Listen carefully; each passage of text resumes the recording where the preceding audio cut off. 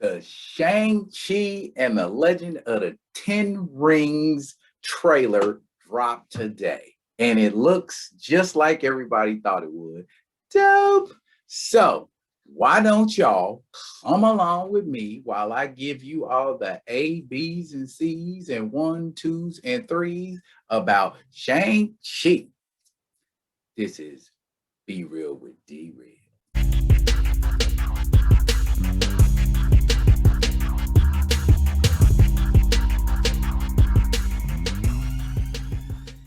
What up, what up, what up, what up, y'all? It's your man, D-Real, the Black Panther stalking the urban jungle and vibrating Adidas, bringing you another Be Real with D-Real. I'm D-Real. What's going on, y'all? How's your weekend? Everything groovy? We starting off a new week, and I know the question on everybody's lips right now, this very instant, is who is Shang-Chi? If you already know who Shang-Chi is, well, then naturally that's not on your lips. But if you are one of those individuals that does not know a blessed thing about Shang-Chi, well, let me show you, man. Shang-Chi made his first appearance in Special Marvel Edition number 15, all the way back in December of 1973. Storied by Steve Englehart and written by not written, but illustrated by Jim Starlin and Al Milgrom. Now, Shang-Chi is the son of Fu Manchu. Fu Manchu, who is that? Okay, Fu Manchu is basically an Asian racist stereotype. Way back in 1911, this guy named Anthony Henry Ward, but his pen name was Sax Rohmer. Go figure. He created this story called The Mystery of Fu Manchu, and it was basically about this Chinese villain who had discovered this elixir to eternal life and was just basically giving everybody else hell because he could. He was evil, okay? But he went on to sire children with several different women in the Marvel universe, in the 616 universe, and Shang-Chi was one of those children sired. And from the age of 3, Shang-Chi was fed a steady, consistent, continuous dose of martial arts training to the point where by the time he was 20, he was one of the greatest, if not the greatest. Now he is regarded as the greatest practitioner of martial arts and fighting in the Marvel universe. So in other words, when it comes to people being nice with their hands, Shang-Chi is always in the top 3. It's either him, Iron Fist, and somebody, or Iron Fist, him, and somebody. But any list you go and look at, any list that my fellow nerds and blurs can compile, will have Shang-Chi on that list. So that's how highly regarded Shang-Chi is as a fighter.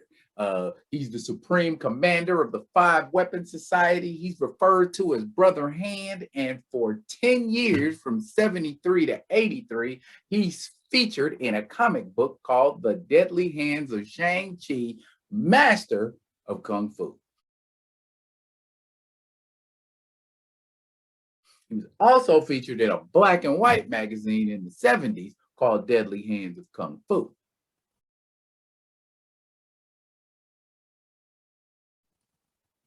Now, y'all got to understand something. In the early 70s to about the mid 70s, and maybe in some instances later, there was a kung fu craze in America. There was a martial arts craze in America. It was the birth of kung fu theater. Bruce Lee had taken us by storm with Enter the Dragon, and everybody and their mama was taking karate courses.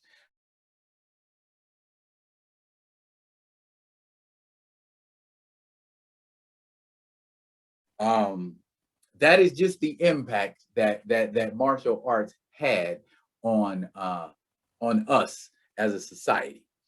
But pretty much some of the things that Shang-Chi is known for is he's not just an excellent martial artist, but he's also a master of chi, and he's a master of his chi flow.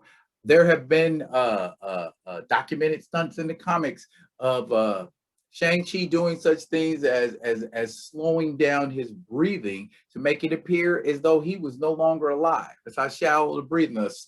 Slow his metabolism down so that he can heal wounds. You know, all of this kind of stuff. He isn't just a fighter. He's the Shaolin cream of the crop. Now, in this movie, Shang-Chi and the Legend of the Ten Rings, as MCU continuity loves to do, they're like, okay, well, we're going to take the script and flip it just a wee bit because we don't want Fu Manchu and the ramifications that come with explaining why Marvel's using a racist Asian trope in one of its movies, especially now. The last thing you want to do is be putting out, questionable Asian tropes.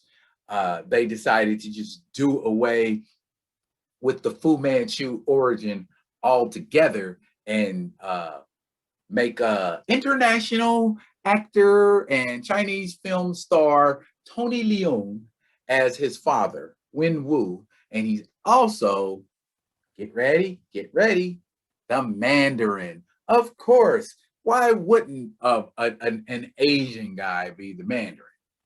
Well, that's better than Killian or that Trevor Slatery fella that we got in Iron Man 3. Anyways, Shang-Chi has all kinds of interesting villains. In the comics, he's been pitted against villains like Shockwave, who basically, just like his name says, he shocks you. He's electrical. And then there's Shin Q, also known as the Cat, who is Shang-Chi's equal in martial arts. And then, of course, there's the Death Dealer, who will be making an appearance in Shang-Chi and the Ten Rings. He's basically a masked assassin who has it in for Shang-Chi. And basically, in the movie, they've turned him into Shang-Chi's trainer, but he's also kind of like an assassin type character. And then, of course, there is one of his most recognizable enemies, Razor Fist. Yeah, Razor Fist is his name because he's got a razor for a fist. Not a whole lot of thinking being done there, but he's being played by Florian Montenot, who you might recognize as Drago Jr. in the Creed sequel. So should make for an interesting film. By the way, Shang-Chi is being played by actor Simu Liu, Canadian actor, by the way. I have not seen a whole lot of stuff that Simu Liu's in. All I care about actually is whether or not he looks good doing martial arts. And in the trailer, he looked good doing martial arts. So there, check that one off. So it should be a most interesting looking movie. Shang-Chi has had all kinds of liaisons in the 616 comic Marvel universe. Shang-Chi has been a member of the Agents of Atlas, which was originally it was like a secret agent group similar to S.H.I.E.L.D., but when it was reformed using Asian superheroes, Asian agents, that kind of a thing. And so it was like, big ups to Asian folks. We in here too. I understand Asian people. I know exactly how y'all feel. Comics be, they back in the day, they used to lunch on minorities. If it wasn't karate or soul brothers like Luke Cage or something like that, or somebody with black on the beginning of their name, we didn't get no airplay. So like I said, Asian folks, I feel y'all 100%. Shang-Chi, speaking of black folks, Shang-Chi was at one point a member of, yes, you guessed it, Heroes for Hire, Luke Cage and Iron Fist. Iron Fist, I know what you're thinking right now. Who's nicer in martial arts, Shang-Chi or Iron Fist? You don't want my opinion because I'm very biased. Shang-Chi made his appearance in 1973. Iron Fist made his appearance in 1974. Shang-Chi was first. He was doing it first. Shang-Chi and Iron Fist have had several battles. They went back and forth about who's the nicest in martial arts. And I guess we could basically call it a tie, but I like Shang-Chi better because he doesn't have the gimmick to Iron Fist and he can still kick the butts of superhuman characters without that. But at one point, Shang-Chi did have superhuman powers where he had the ability to make duplicates of himself. Sheesh. Fighting one martial arts master should be enough. You're going to have to fight like 10 or 15 of them. That ain't no fun if you the one catching the L. He was also in his early days when he first came out in the 70s. He was a member of MI6, that's British intelligence, for those that don't know. And he was kind of a Chinese James Bond, if you will. And he just, kind of was in that vein. He was hanging out with people called Clive Reston, Liko Wu, and Black Jack Tar. Yeah, Black Jack Tar. Everything in Shang-Chi's universe is apparently extremely literal. In addition to Tony Leung being in the movie, we also have Aquafina playing his partner slash sidekick, Zhang Li as his sister, who has had so many names that I do not know what to call her. I know she was Follow Sui in the comics, and she had like 2 or 3 other names, and retcons. Retcons. Who can keep up with all the retcons? You need a playbook. Also, in an undisclosed role is Michelle Yeoh. Well, I mean, it's been disclosed that she's in the movie, but we don't know exactly what that role is, or at least I don't know. So don't get me the line up in this piece. Now, Shang-Chi and The Legend of the Ten Rings basically follows the origin story of Shang-Chi, where his father, in the comics, his father taught him kung fu so that he could become his lieutenant, his right-hand man, his personal assassin, and that's what he was going to do until he discovered that his father, Fu Manchu, was actually an evil villain and turned against him and dedicated his life to fighting his father. I am assuming that that is what is going to happen in Shang-Chi and Legend of the Ten Rings when Shang-Chi has been on this little sabbatical and his father wants him to come back and serve him and be his, his personal assassin, and Shang-Chi refuses.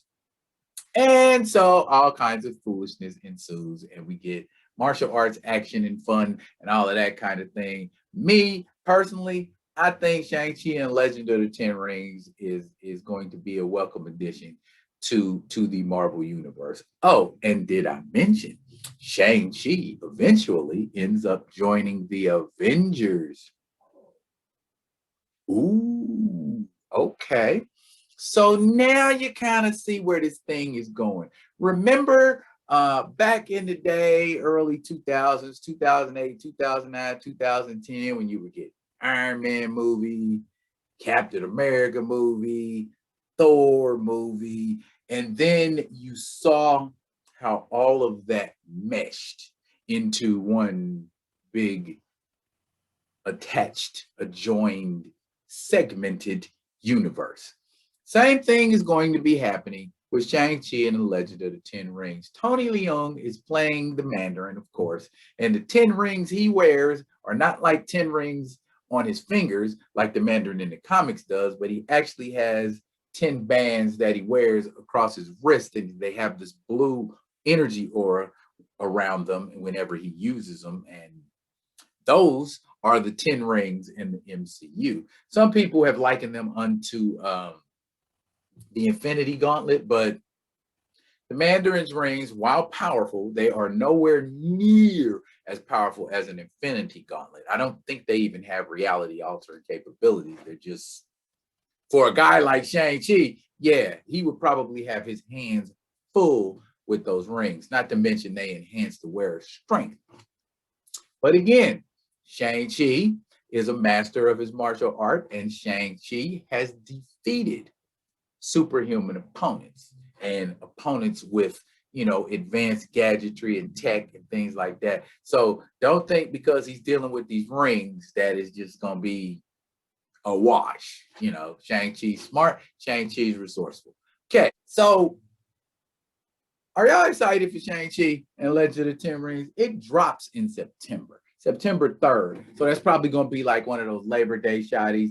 And it's the only thing going at that time. So yeah, a lot of y'all are probably going to go out and check out Shang-Chi and the Legend of the Ten Rings. If you are into martial arts, if you like martial arts, you like martial arts flicks, then you should check out Shang-Chi and the Legend of the Ten Rings. I get it, jujitsu and all of that stuff. You know, ain't nobody doing kung fu no more, but just it's a movie. Suspend your reality for a second and step into this fantastical world where kung fu is still supreme. Wow! I'm D-Real. And this has been Be Real with D-Real. I'm going to be back with another amazing topic for y'all to chew on. But while I'm letting y'all go, I also need to let y'all know that if you're feeling what I'm dealing, y'all need to like, comment, and subscribe. Comment on the page, comment on the video, like the page, subscribe to the page. So when I come out with new stuff, you'll get alerts. Again, this has been Be Real with D-Real. I'll be back. And until then, y'all be good to each other.